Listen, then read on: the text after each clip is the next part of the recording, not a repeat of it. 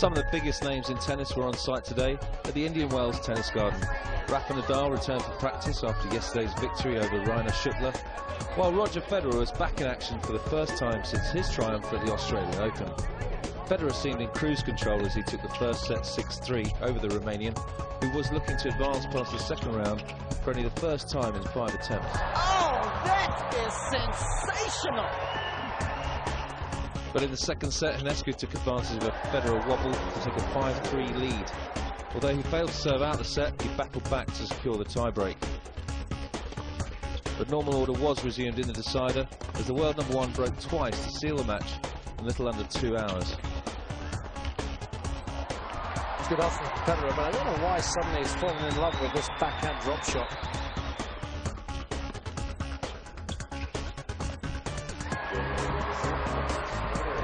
It's a good test for Federer.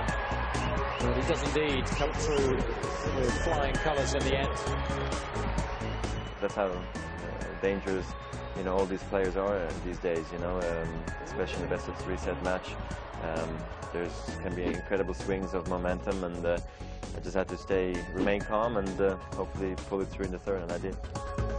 After his match, the world #1 was honoured with 3 awards in recognition of his achievements last season, while an online poll confirmed him as the undisputed fans' favourite. Federer will face Marcus Baghdadis in the next round after defeating Arnaud Clément. The Cypriot fought back from 4-1 down and 5-3 down in the first set, saving 6 set points. The 33rd ranked player in the world eventually took a tight tiebreak 9-7. The spirit of Frenchman Clément was broken after that turnaround, and the second set was swiftly surrendered to send the Sydney champion through with some inspired play.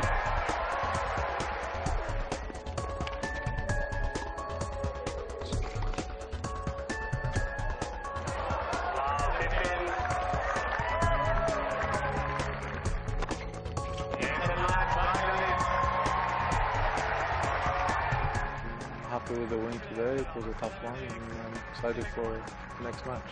Yeah, I'm trying, It's been a tough 2 years, the last 2, and it's been 7 months I'm out of injuries, touch wood, but feeling good, working hard, have the continuity of the work, so that's pretty important. So, I hope it stays that way, and if it does, then I'm not worried about my ranking. It will go up.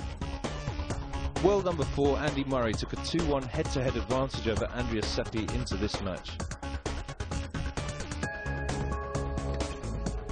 After taking the first set 6-4 despite losing his serve early on, the Australian Open finalist soon found his rhythm and began to find winners from all areas of the court. It's beautiful. In his 5th appearance here, the Scot did not play his best tennis by his own admission, but did just enough to get through and would look to improve as he advances.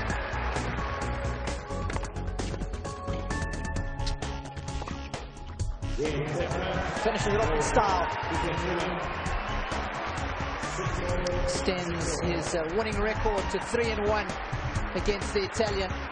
And there was some tough moments in the match. I went up early in the first set, 5-2, and first set was relatively comfortable. Second set, we stayed closer right up until the end of the set. And he played some good tennis, and it was my first match for a while, so I was happy to come through in straight sets.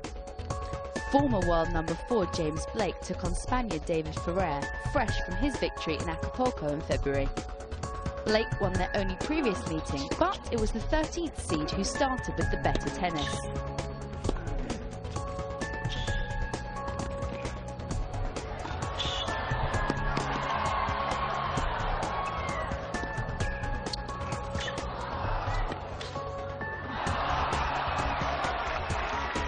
That soon changed, however, with the American taking every game but the first to seal the set 6-1. The New Yorker will now meet another Spaniard, Nicolas Almagro, and will look to improve on last year's defeat in the 3rd round.